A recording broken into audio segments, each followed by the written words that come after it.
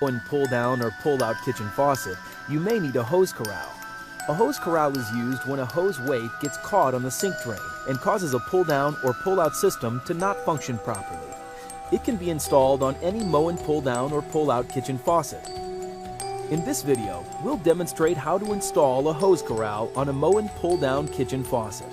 Follow the same steps for a pull-out faucet. Step 1. Preparation. Gather the right tools for the job.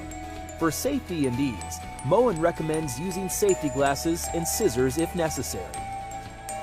Step 2. Attach the clip to the pull-down hose. Simply snap the clip onto the stationary portion of the pull-down hose just above the quick connect system. The last step is installing the sleeve. Slide the sleeve over the pull-down hose and weight and up to the clip.